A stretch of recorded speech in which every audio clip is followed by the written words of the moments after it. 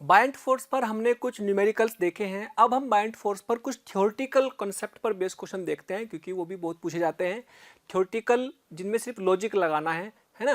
जैसे मान लीजिएगा आपको एक क्वेश्चन मैं आपसे पूछता हूँ, अगर आपको ये एक कंटेनर दिया हुआ है जिसको एक वेइंग मशीन, भार मापने वाली, इसको वेइंग मशीन बोल दिया है ना, भार मापने वाली machine, weighing machine, weighing machine है, इसको भार मापने वाली मशीन है। अगर मैं कहूं कि इसमें एक लिक्विड है और इस लिक्विड में ये W1 वेट है किसका, लिक्विड प्लस कंटेनर का, है ना, द्रव और बर्तन का कुल भार W1 है ना, कुल भार W1 है। अगर मैं आपसे बोलूं कि इसमें मैंने एक जो है ये रख दिया, ये रख दिया जिसका भार कितना, W2, तो आपसे पूछा है कि बताओ वेइंग मशीन की रीडिंग क्या होगी। तो उसकी रीडिंग क्या होगी, चार ऑप्शन दिए हुए। क्या उसकी रीडिंग W1 रहेगी, क्या उसकी रीडिंग W1 प्लस W2 हो जाएगी, क्या W1 प्लस W2 से ज्यादा हो जाएगी, या W1 माइनस W2 हो जाएगी, या W1 प्लस W2 से भी कम हो जाएगी।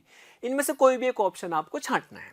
तो पहले क्या था, W1 तो सारा वेट था इसका लिक्विड द्रव का, और हमने W2 इसमें और रख दिया, ये इसमें से तैर रहा है। जब ये तैर रहा है तो आपको बताना है कि वेइंग मशीन की रीडिंग क्या है। तो बताओ भाई क्या रीडिंग होगी, सोचो, उसको समझो क्या होना चाहिए, है ना। वैसे तो कॉमन सेंस से भी सोच सकते हो, लेकिन लॉजिकली आपको बायंट फोर्स से भी सोच लेना है इस चीज को। क्या होता है भाई, बस आपको लग रहा है कि पहले W1 था, एक वेट और रख दिया W2, तो रीडिंग क्या आ जाएगी, W1 प्लस W2। ये तो भार माप रही है ना, भार मतलब नॉर्मल रिएक्शन नापती है, तो है ना, रिएक्शन कितनी है वो तो जाती है इसके ऊपर। तो उसको लॉजिकली कैसे समझे भाई, जैसे ही हमने इसको रखा तो इसको रखने पर इस पर एक बायंट फोर्स लगा, बायंट फोर्स लगने के कारण इसके भार में तो कमी आ गई W2 के, इस पे बायंट फोर्स लगा, उस बायंट फोर्स की रिएक्शन कहां पहुंच गई, वेइंग मशीन पर। और बायंट फोर्स कितना लगेगा, जितना पानी डिस्प्लेस हुआ उस डिस्प्लेस पानी के भार के बराबर ही। और डिस्प्लेस पानी इसी के अंदर है, कंटेनर के अंदर ही डिस्प्लेस पानी जो है इसी के अंदर है, यानी कि, और वो किसके बराबर होगा, इसके वेट के बराबर। भाई जो बायंट फोर्स होता है क्या वो उसको W2 के बराबर होगा, यस। और क्या बायंट फोर्स की वैल्यू डिस्प्लेस वाटर के भार के बराबर भी होती है, यस। तो डिस्प्लेस वाटर तो इसी के अंदर है, तो इसी के अंदर है, तो वो डिस्प्लेस वाटर का भार इसके वेट के बराबर ही हुआ, है ना, क्योंकि वही तो बायंट फोर्स हुआ। या आप ऐसा समझ लो कि जैसे इसने हमें इसको लगा तो बायंट फोर्स ऊपर लगा, तो बायंट फोर्स से एक रिएक्शन नीचे पहुंचेगी, और किसके बराबर पहुंचेगी, वो W2 के बराबर ही, है ना। तो यहाँ पे बायंट फोर्स क्या हो जाएगा, W2 हो जाएगा। तो उसकी रिएक्शन नीचे गई W2 के बराबर, और W1 पहले से ही था तो W2 और मेजर करेगा, यानी कि W1 प्लस W2 उसकी रीडिंग हो जाएगी। तो इस तरीके से आपको सोचना है ये, है ना। तो इसलिए आपको बिल्कुल कॉमन सेंस लगा के सोच लेना था ये। अब इसी में थोड़ा सा मैं मॉडिफाई करता हूं, इसी में थोड़ा सा चेंज करता हूं कि मान लो कि ये जो ब्लॉक है इसको हमने हवा में रखा, इसको हमने क्या करा, हवा में रखा, तो इसका वेट था W2 हवा में, स्प्रिंग बैलेंस से इसको हवा में रखा। अब इसको W2 को पानी में डुबो करके स्प्रिंग ब्लॉक के साथ जोड़ा, W2 ये रहा, ठीक। तो अब आपको बताना है कि वेइंग मशीन की रीडिंग क्या होगी। नेक्स्ट क्वेश्चन बन गया ये, है ना, ये अपना क्वेश्चन नंबर 2 बन गया एक्स्ट्रा। पहला हवा में W2 था इसका वेट, अब हमने इसको इसमें रख दिया, इसमें रख देने पर स्प्रिंग भी लगा हुआ है, स्प्रिंग लगा हुआ है, तो अब आपको बताना है कि भाई इसकी रीडिंग क्या आएगी। सोचो क्या आनी चाहिए इसकी रीडिंग, ऑप्शन उनमें से बताना।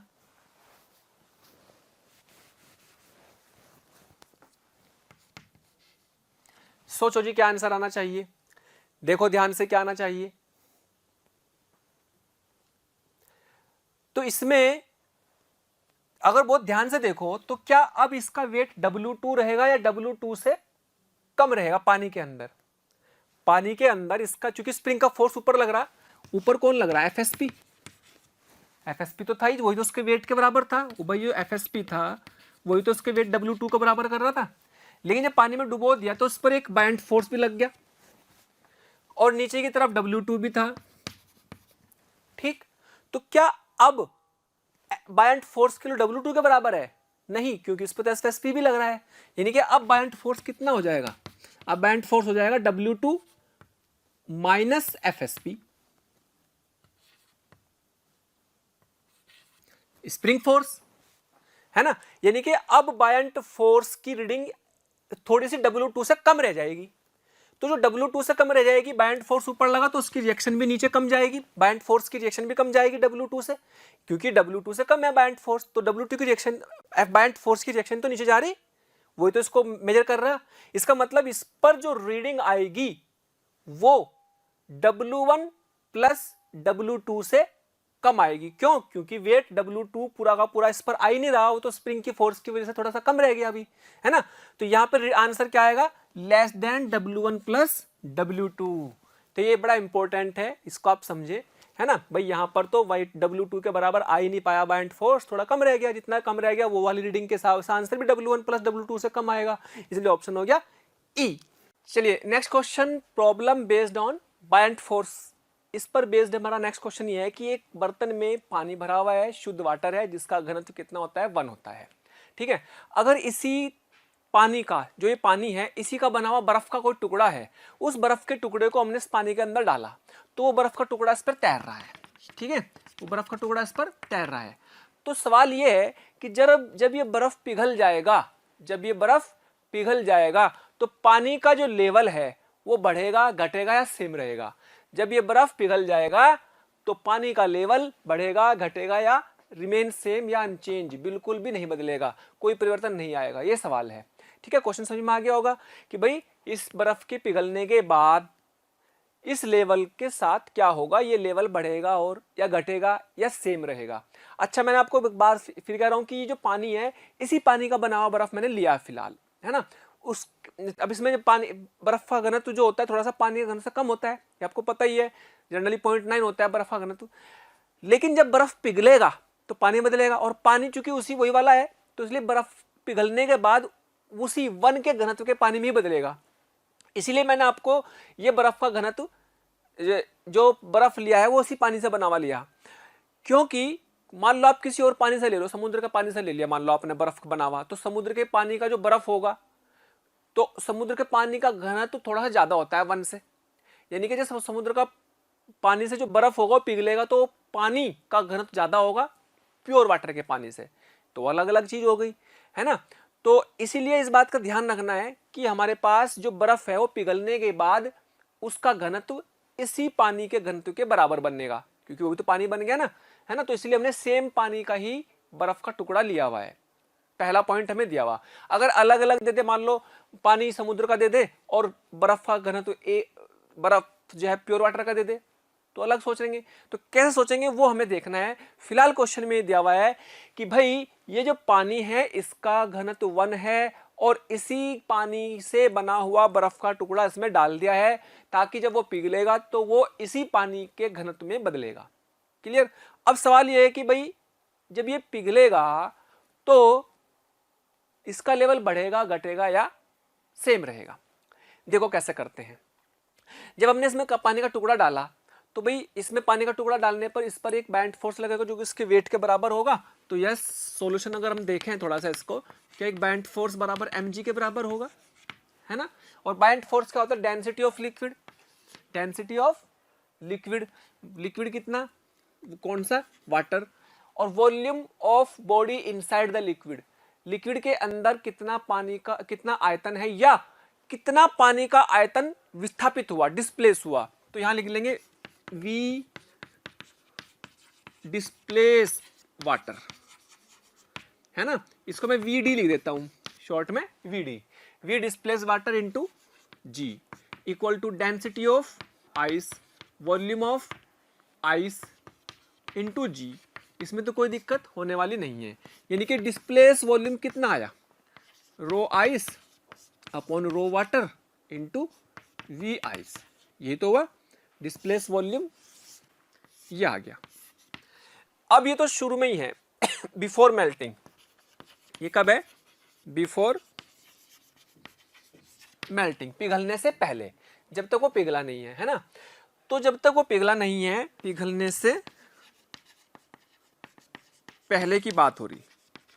अब पिघलने के बाद की बात करते हैं, पिघलने के बाद में क्या कह रहा है भाई। अब जो पिघला जो बर्फ है, सोचो बर्फ का जो द्रव्यमान है, वो द्रव्यमान तो जितना बर्फ का रहेगा वो तो नहीं बदलेगा, द्रव्यमान में तो कोई अंतर नहीं आएगा। तो पिघलने के बाद भी और पिघलने के पहले भी द्रव्यमान तो सेम रहेगा। तो बर्फ का m द्रव्यमान समान रहेगा। तो जब बर्फ का द्रव्यमान समान रहेगा तो इसका मतलब जो पहले था उसके बराबर रहेगा द्रव्यमान, तो द्रव्यमान में तो कुछ चेंज नहीं आएगा, लेकिन वॉल्यूम बदल जाएगा उसका। क्यों? क्योंकि वो पानी में बदल चुका होगा। तो शुरू में कितना था, है ना, तो पिघलने से पहले कितना था, density of ice, density of ice into भाई बर्फ का घनत्व और उसका वॉल्यूम। और पिघलने के बाद वो बन गया किसमें, पानी में। यानी कि अगर मैं बोलूं आफ्टर मेल्टिंग, ये तो आफ्टर है और ये बिफोर है।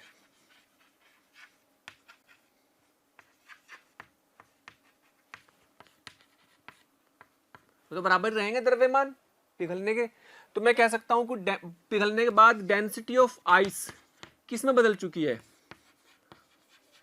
वाटर में बदल चुकी है कन्वर्ट होकर के इनटू वॉल्यूम। अब ये पानी बदल चुका है तो न्यू वॉल्यूम,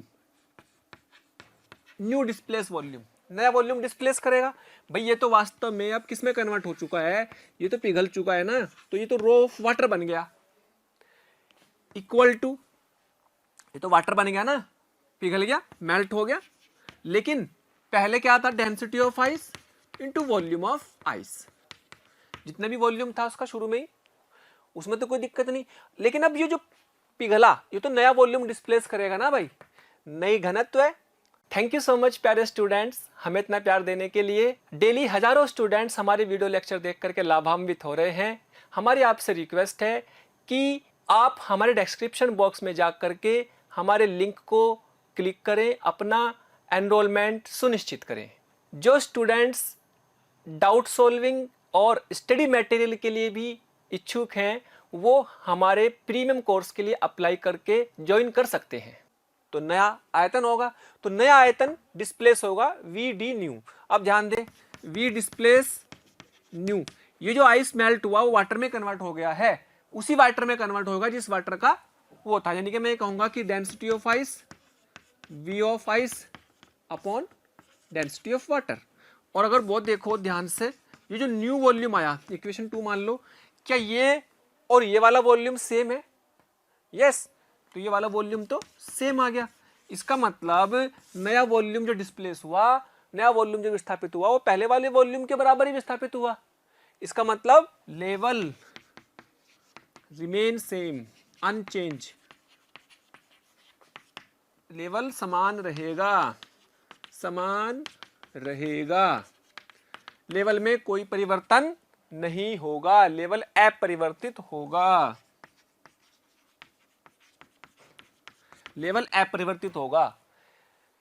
अब आपको मैं थोड़ा सा इसमें और आगे के सोचने की चीज सिखाता हूं कि भाई मान लो कि ये जो आइस है, अगर मैं कहूं ये जो आइस है ये इस वाटर का नहीं बना हुआ, ये ऐसे वाटर का बना हुआ है जिसका घनत्व इस वाटर से ज्यादा हो।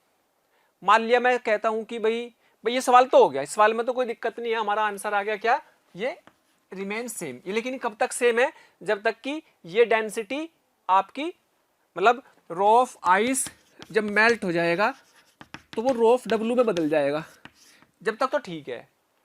लेकिन ऐसा हमेशा हो, ऐसा जरूरत तो नहीं। मैं मान लो प्योर वाटर है, इसमें आपने समुद्र के पानी का बर्फ ले लिया, वो बर्फ का घनत्व होता है 1.0 समथिंग, यानी कि 1 से ज्यादा होता है। आप ये समझ लें rho of C greater than rho of water. अगर सी से बना हुआ ही ले लिया, मान लो मैंने ले लिया ये किससे, मैंने इसको ले लिया बर्फ को इसको ले लिया सी से। इफ यदि सी का बना हुआ है ये, तो सोचो जब ये यहां पे मेल्ट होगा तो मेल्ट होने पर रो ऑफ सी वाटर बनेगा। रो ऑफ सी वाटर बनेगा तो रो ऑफ सी वाटर यहां आएगा, रो ऑफ सी वाटर यहां आएगा तो ये ज्यादा है एक से, ये ज्यादा होगा तो उसका मतलब वॉल्यूम डिस्प्लेस कम होगा, कम विस्थापित होगा पानी। यानी कि जितना विस्थापन पहले हो रहा था जब यहां पिघल चुका होगा तो उसके कंपेयर में पानी का विस्थापन कम होगा। कम होगा तो लेवल क्या होगा, डिक्रीज हो जाएगा, घट जाएगा। जब पानी कमी विस्थापित हुआ तो इसका मतलब लेवल घट जाएगा, लेवल घट जाएगा। और इसका उल्टा भी मान लो कि इसका घनत्व तो 1 है, लेकिन पानी आपने समुद्र का ले लिया, ठीक, तो इसका घनत्व कम और पानी जो बना वो समुद्र का है, उसका घनत्व ज्यादा है।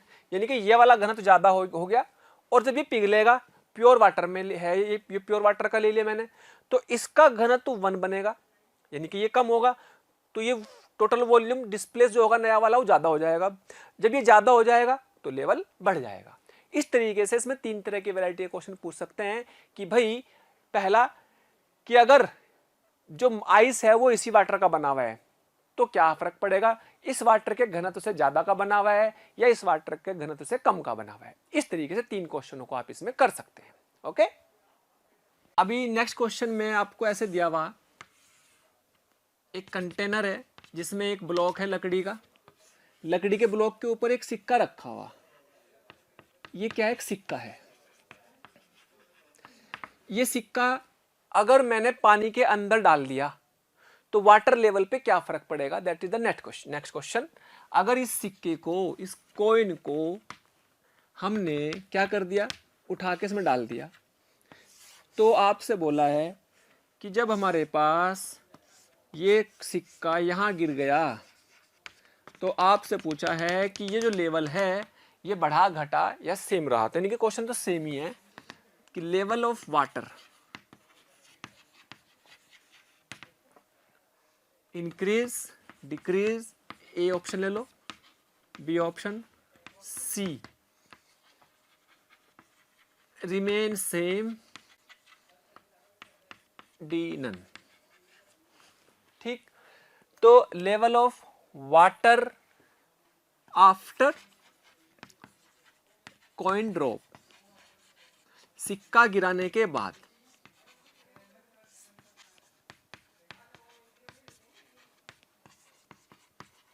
सिक्का गिराने के बाद इस वाटर के लेवल पे क्या फर्क पड़ेगा ये आपको बताना है। ठीक, देखो भाई सबसे पहली चीज तो यह है कि भाई एक तो ये लकड़ी है, ये लकड़ी का गुटका है ना, वुड पीस लकड़ी का गुटका है। ये कॉइन है लोहे का, लोहे की डेंसिटी ज्यादा होती है, कॉमन सी बात है, और लकड़ी के गुटके की डेंसिटी कम होती है। तो सबसे पहले तो अगर हम बात करें इस पे बाइंड फोर्स लग रहा होगा, उसके वेट को बैलेंस कर रखा होगा, तो मैं ये कह सकता हूं कि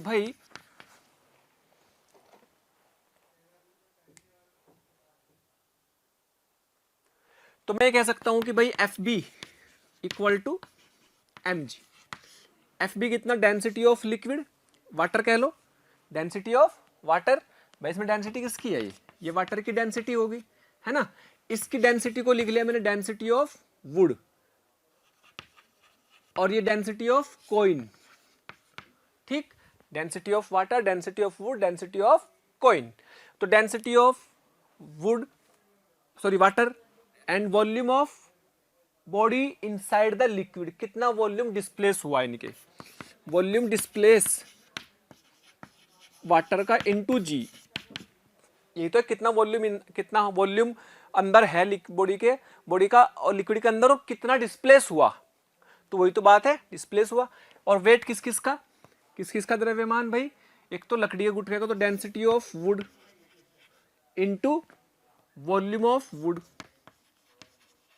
इनटू जी, प्लस किसका, कॉइन का, density of coin volume of coin into जी।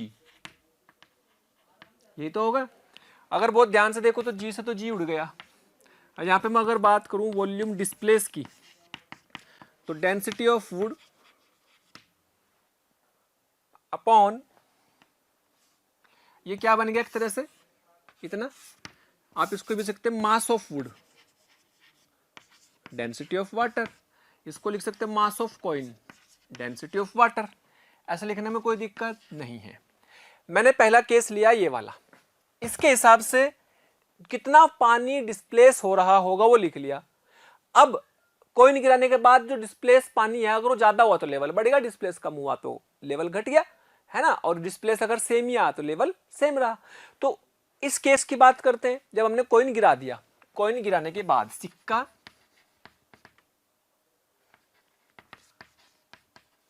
गिराने के बाद, सिक्का गिरा दें अगर, तो सिक्का गिरा देने के बाद क्या सिचुएशन बनेगी कि ये जो डिस्प्लेस वॉल्यूम आएगा वी डिस्प्लेस किसके बराबर आएगा, वुड अपॉन भाई इसका वॉल्यूम प्लस कॉइन का वॉल्यूम, ये कितना वॉल्यूम और ये कितना वॉल्यूम, तो mass of would upon density of would,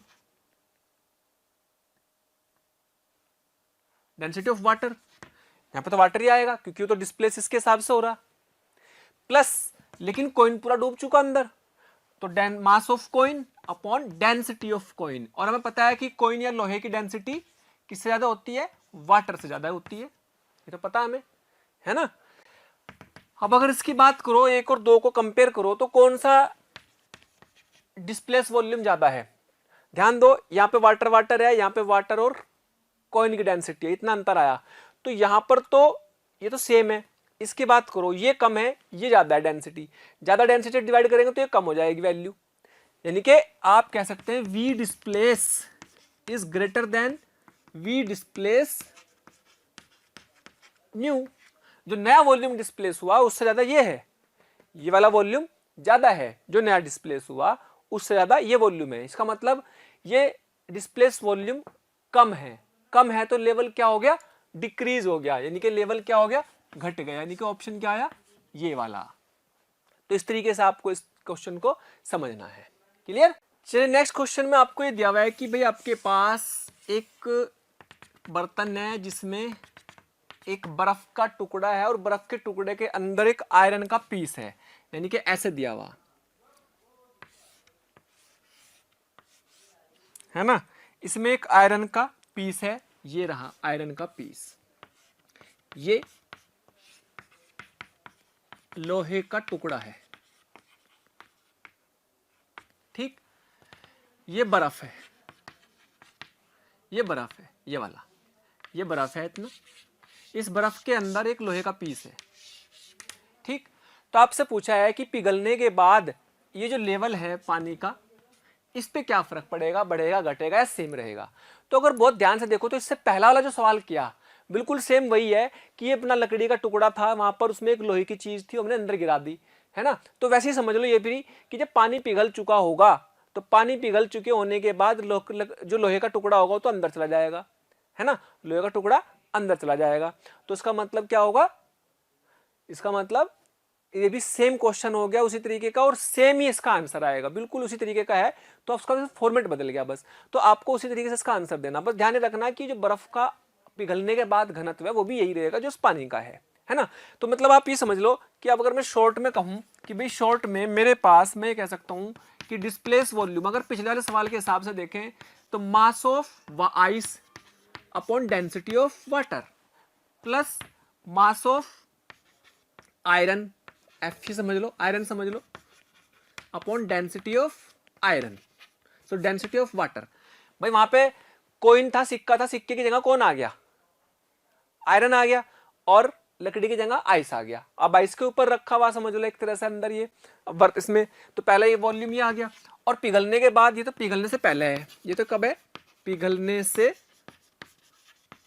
पहले। अब क्या कर रहे हैं हम,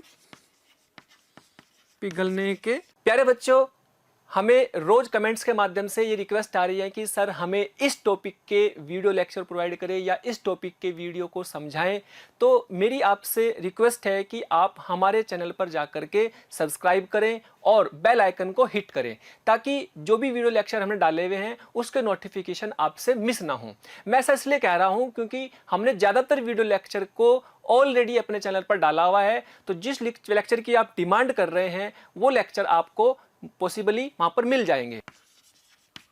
बाद यानी कि वी डिस्प्लेस न्यू वॉल्यूम, जो नया वॉल्यूम डिस्प्लेस है उसकी बात कर रहे हैं। तो जो नया वॉल्यूम डिस्प्लेस होगा तो ये तो क्या होगा, मास of ice upon density of, वो भी वाटर में बदल चुका है तो ये तो सेम ही रहेगा, ठीक है। प्लस जो मास ऑफ आयरन है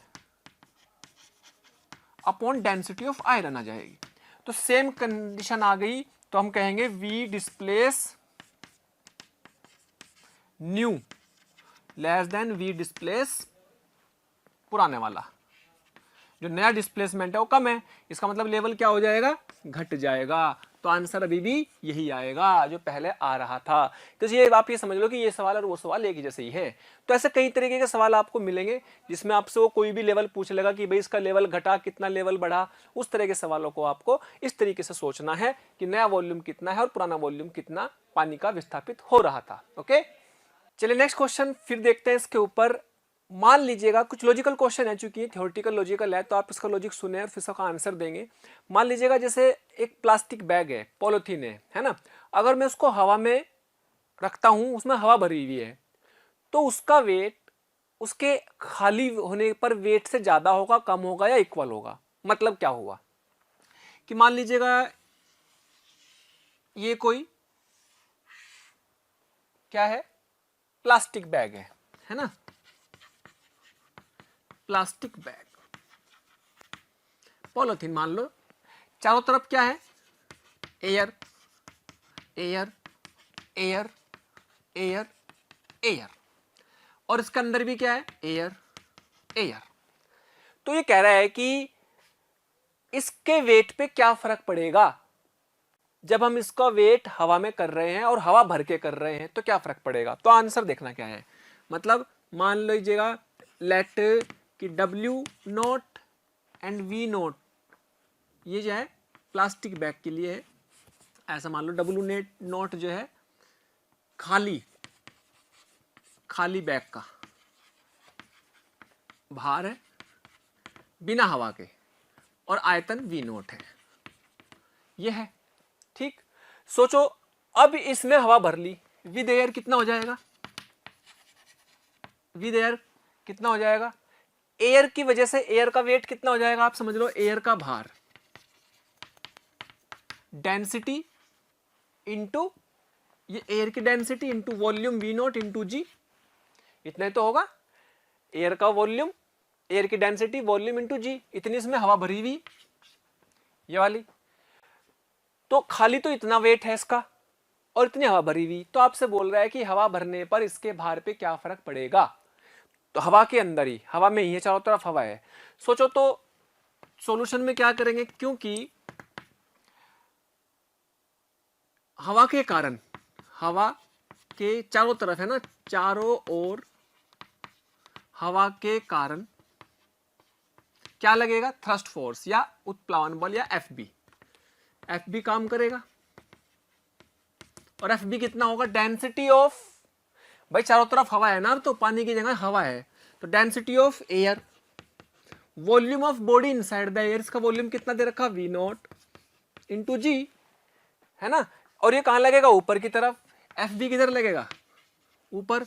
नीचे कौन लगेगा, W नोट प्लस हवा का भार, हवा का, ये हवा भी तो भर रही है इसमें, यानी कि W naught plus rho of air V naught into G।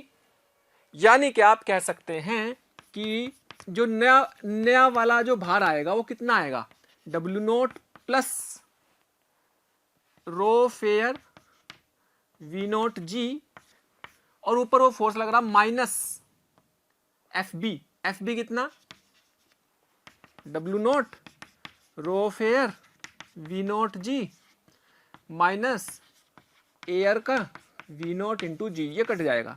Actually में जितनी इसमें हवा भरी होगी चारों तरफ से उतना ही इस पे एक थ्रस्ट फोर्स लगेगा, प्लावन बल लगेगा, जिसे हम उत्प्लावन बल बोल रहे हैं, ऊपर की तरफ लगेगा, है ना।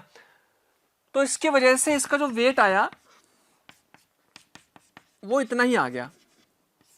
तो हम कहेंगे कि इसके वेट पे कोई फर्क नहीं पड़ेगा, चाहे खाली का तोल लो, चाहे हवा भरी हुई तोल लो हवा में, चाहे खाली तोल लो, उसका भार बराबर रहेगा। चाहे खाली तोल लो, चाहे हवा में भरी हुई तोल लो, तो उसका भार पे कोई फर्क नहीं पड़ेगा। उसमें चाहे हवा भरी हो तब भी उसका भार, अगर 10 ग्राम की थैली ली आपने तो 10 ग्राम की थैली में चाहे हवा भर लो तब भी 10 ग्राम आएगा, और चाहे हवा निकालो तब भी 10 ग्राम आएगा हवा के अंदर, है ना। प्लास्टिक बैग हल्की फुल्की, ठीक है।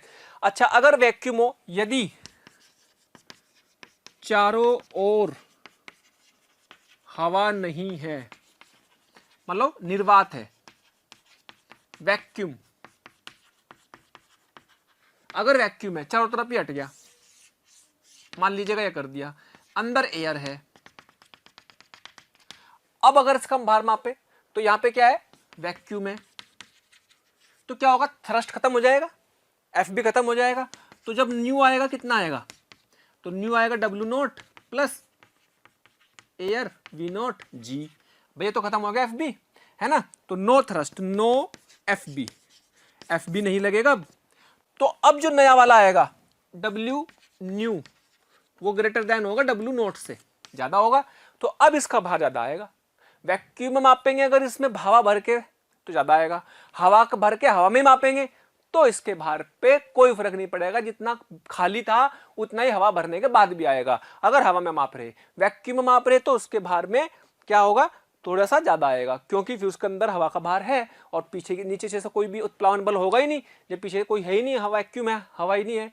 तो इसका मतलब आपको ध्यान क्या रखना कि एयर प्लास्टिक बैग्स में अगर आप खाली माप रहे हो, खाली भार ले रहे हो उसका, उसमें हवा में भर रहे हो तब भी उसका भार डब्ल्यू नोट ही रहेगा, और उसका हवा चारों तरफ हवा होनी चाहिए, लेकिन वैक्यूम में कर रहे हो तो तब ज्यादा आ जाएगा। क्लियर।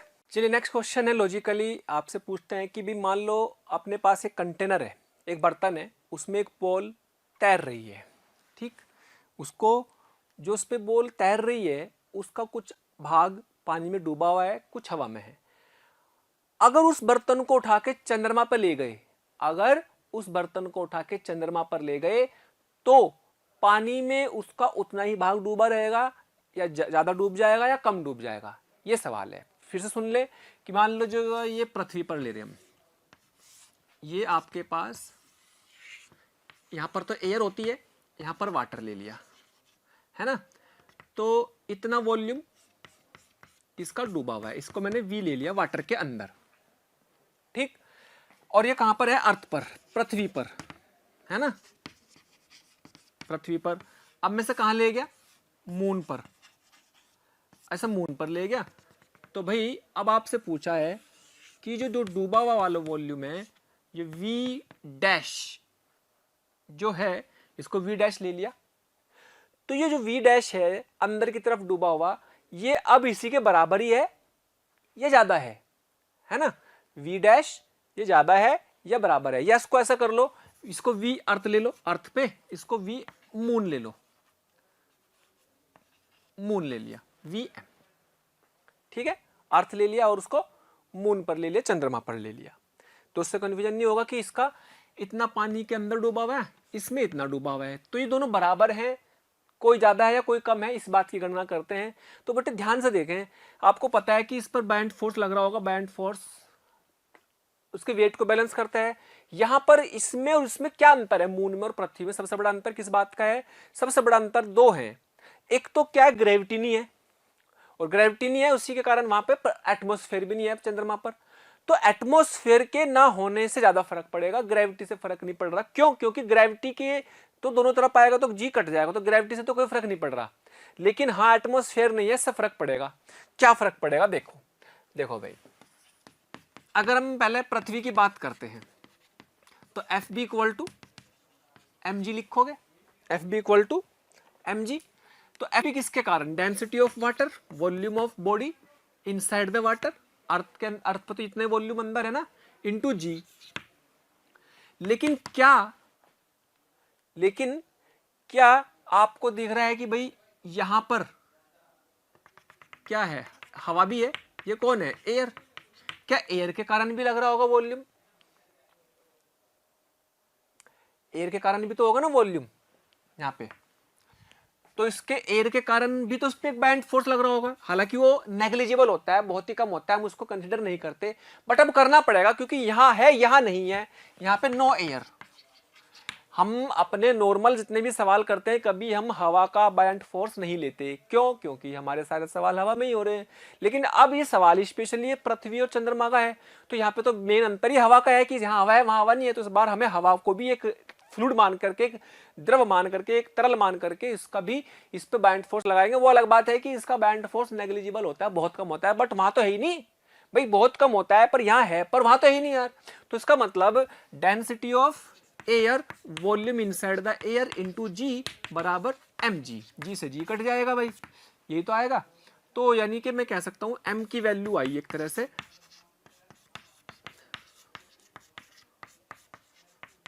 और ये भी पता है आपको कि वाटर की डेंसिटी बहुत बहुत बहुत ज्यादा होती है एयर से, एयर तो बहुत हल्की है ना भाई। अच्छा मून की बात करते हैं, मून पे क्या होगा, मून पर ये जो बायंट फोर्स है हवा का ये नहीं आएगा, यानी कि density of water volume of body inside eight moon, ये किस पर है, एट मून अंदर की तरफ, इंटू जी बराबर, ये तो खत्म हो गया एम जी, तो ये एम इससे कट गया। अच्छा एम की वैल्यू ये है, जी से तो जी बाई 6 ले लोगे ना, जी बाई 6 लोगे है ना, यहाँ पे तो जी होता है, यहाँ पे जी बाई 6, तो जी बाई 6 से तो फर्क पड़ा ही नहीं, क्यों, क्योंकि तो कट रहा पूरा का पूरा भाई, जी बाई 6 से तो फर्क ही नहीं पड़ रहा, तो कट रहा।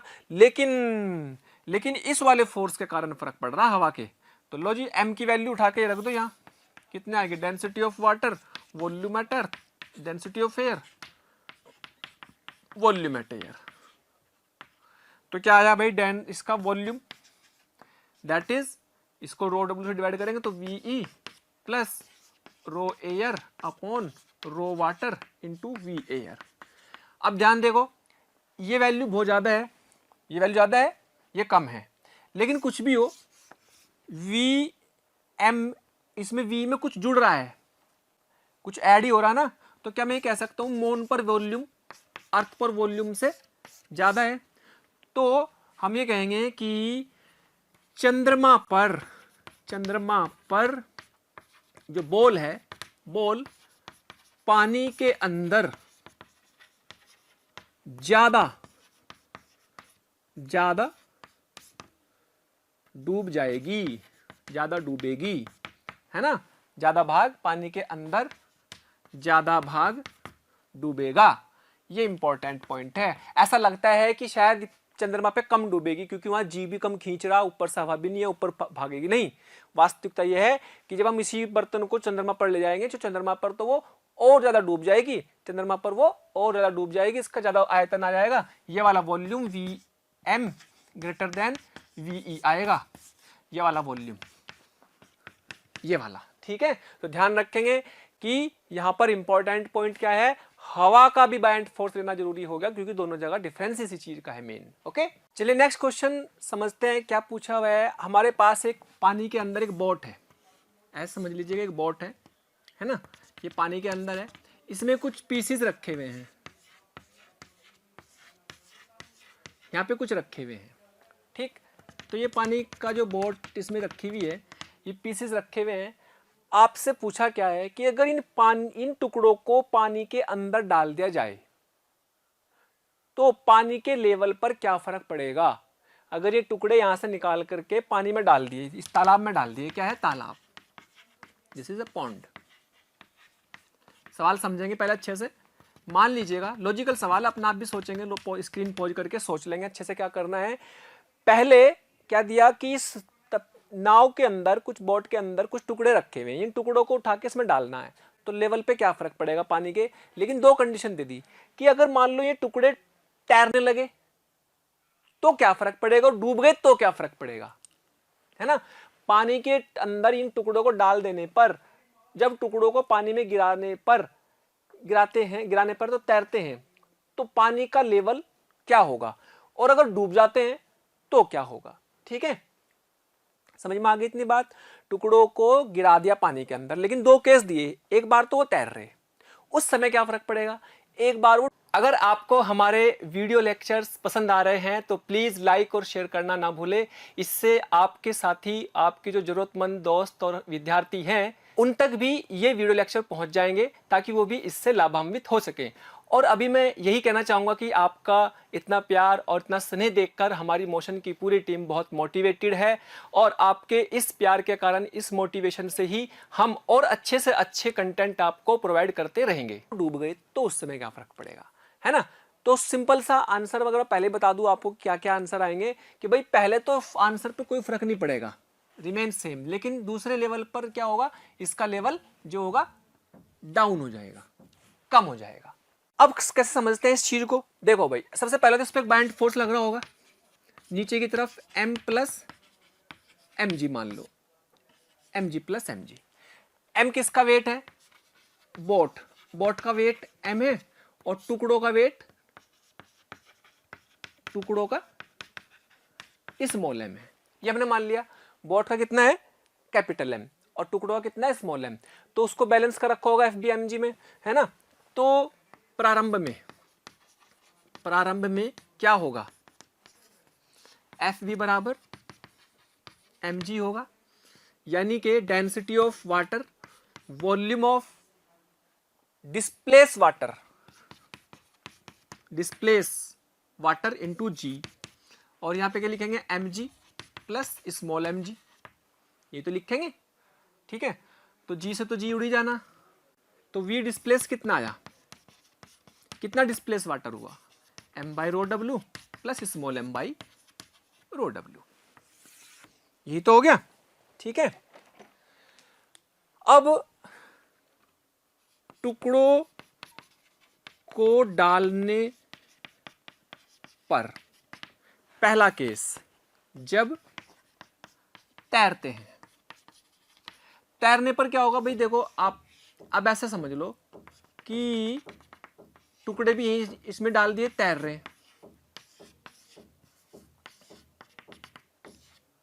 यहां पे तैर रहे हैं, तो एक तो इनका बायंट फोर्स आएगा, इसका वॉल्यूम डिस्प्लेस होगा, तो V1, इसका वॉल्यूम मान लीजिएगा V1 डिस्प्लेस किया, density of water, volume of this into G बराबर mg।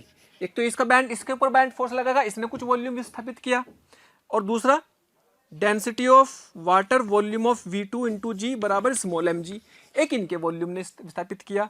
तो कुल मिलाकर के अगर मैं बात करूं तो टोटल वॉल्यूम जो आया V1 प्लस V2 इंटू जी इंटू रो डब्ल्यू बराबर m प्लस m इंटू जी, से जी कट जाएगा, यानी कि आप कह सकते हैं V1 प्लस V2 बराबर m by row W, small m by row W, और ये किसके बराबर आया? इसी के, ये तो इसी के बराबर आया, V डिस्प्लेस इसी के बराबर तो आ गया ये। इसका मतलब हम कहेंगे कि जो अलग अलग वॉल्यूम विस्थापित कर रहे थे, V1 कौन है? बोट, और V2 किसका है? टुकड़ों का। तो इन्होंने V2 विस्थापित किया, इन्होंने V1 विस्थापित किया, जब अलग अलग तैर रहे, तो तैरने के बाद हमारे पास ये स्थिति आ गई। तो देखा कि भाई यार ये आंसर तो वही आया जो यहां आ रहा था। जब सेम ही आ रहा था उसका मतलब डिस्प्लेस वॉल्यूम पहले भी और बाद में भी समान है, इसका मतलब लेवल पे कोई फर्क पड़ने वाला नहीं है। तो पानी का लेवल अभी भी उतना ही रहेगा जितना पहले था, पानी का लेवल अभी भी उतना ही रहेगा जितना पहले था। लेकिन दूसरा केस, जब टुकड़े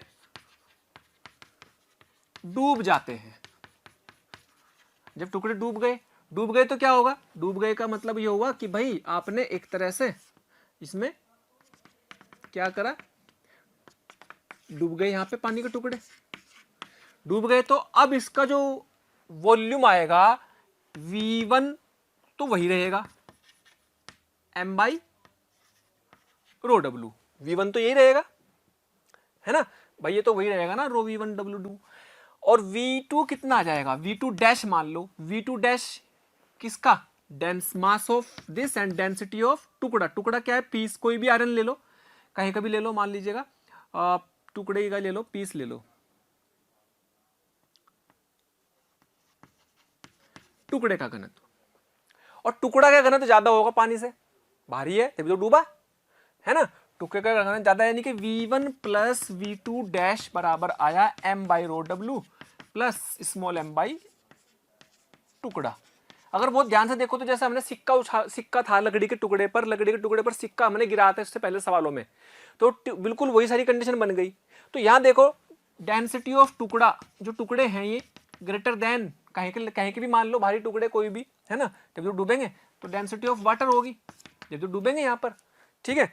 तो यहाँ पर ये वॉल्यूम, चूंकि ये वाली वैल्यू क्या हो जाएगी, कम, ये वाली वैल्यू ये कम हो जाएगी, ये घट गई भाई। यहां देखो इसको कंपेयर में वी डिस्प्लेस में तो ये वाली वैल्यू है, ये तो सेम है, ये तो सेम है, ये वाली वैल्यू ज्यादा है, ये कम है। इसका मतलब मैं क्या हो सकता हूं कि V1 plus V2 dash is less than V displace.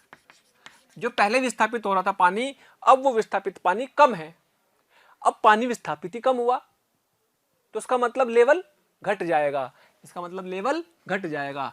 तो ये बिल्कुल वैसा ही है जैसे कि एक लकड़ी के टुकड़े पर सिक्का था, सिक्का हमने उठा करके किसमें डाल दिया, पानी के अंदर डाल दिया था, और सिक्का जब अंदर चला गया था तो पानी का लेवल घट गया था, तो ये वही वाला केस बन गया, है ना। तो इसका आंसर क्या आ जाएगा, बी। तो इस तरीके से बहुत सारे लॉजिकल सवाल होंगे, है ना। एक और देखते हैं नेक्स्ट क्वेश्चन।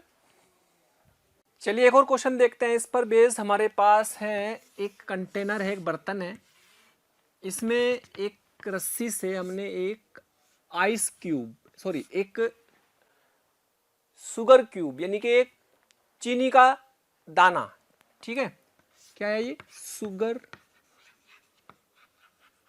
क्यूब है ना, शुगर का कोई घन है, इसका द्रव्यमान m दे रखा, और ये कैपिटल M है, किस किस का है, बर्तन प्लस वाटर।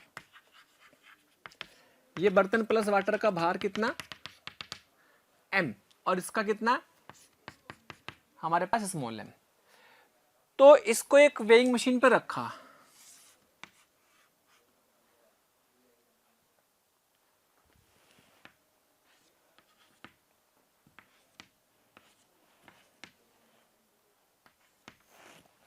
तो ये क्या है, भार मापने की मशीन, जिसे हम क्या कहते हैं, वेइंग मशीन।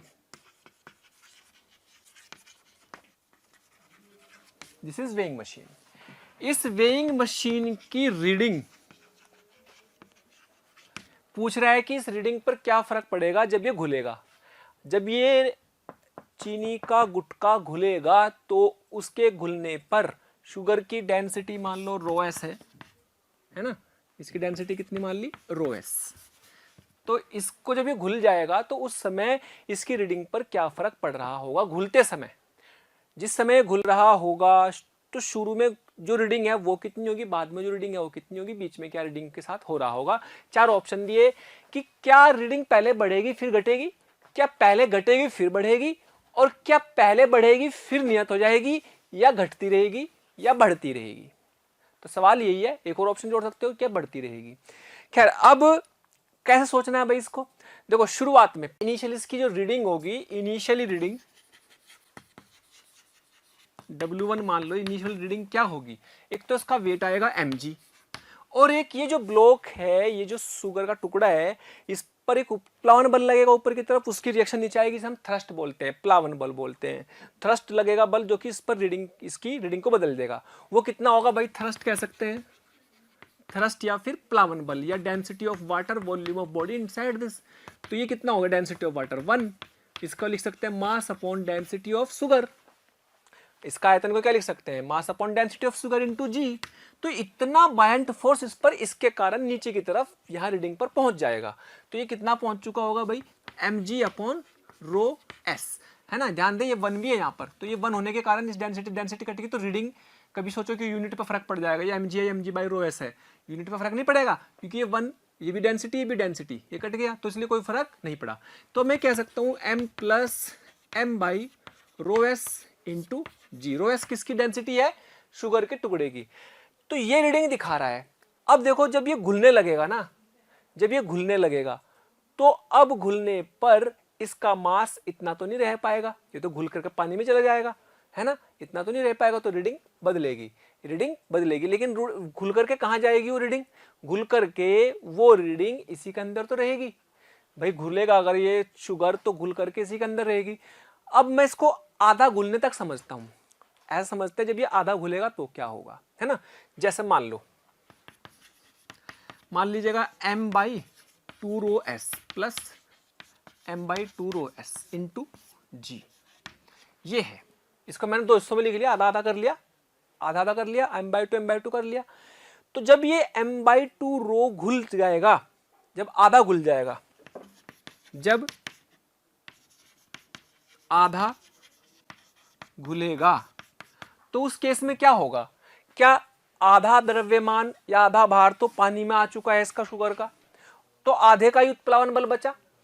तो जब आधा घुल चुका होगा तो उस समय जो नया जो रीडिंग आई, W2 लिख लूँ उसको चाहे, तो m प्लस, तो आधा तो ये बच गया इसमें, लेकिन क्या आधा इसमें ही घुल चुका होगा तो वो कितना बचेगा?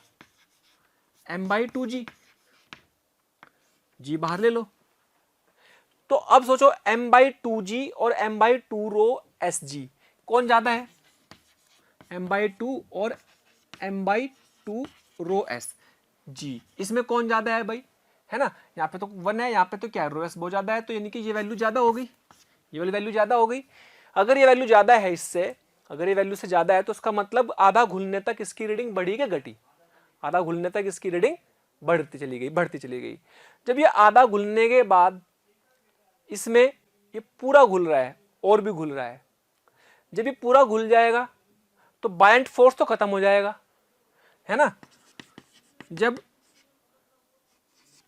पूरा घुल जाएगा तो नई रीडिंग क्या आएगी? W3 m प्लस, क्या ये भी m/2, उसका भार जो भार होगा वो पानी के उसमें ही घुला रहेगा, तो वो भी m/2 हो जाएगा, वो भी m/2।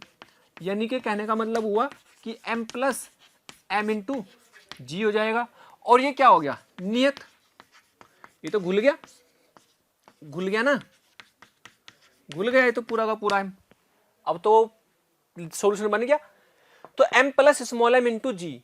अब ये तो नहीं, इसके बाद तो नहीं इसमें कोई चेंज आएगा, यानी कि रीडिंग बढ़ती जाएगी, बढ़ती जाएगी, और बढ़ते बढ़ते एक पॉइंट पर आकर के नियत हो जाएगी। थोड़ा सा लॉजिकली दिमाग लगा के सोचना है इस बात को, है ना भाई। जो पानी जो बायंट फोर्स के कारण आ रहा था, ये तो किसके कारण आ रहा था?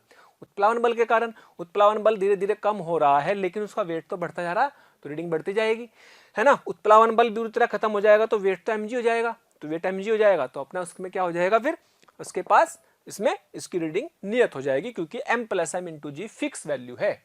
ओके, तो प्यारे बच्चों, अगर आप चाहते हैं कि आपको किसी भी टॉपिक के लाइव डिस्कशन, वीडियो लेक्चर या स्टडी मटेरियल की जरूरत है, तो कृपया आप हमें इस नंबर पर कॉल कर सकते हैं 18002121 799 18002121 799।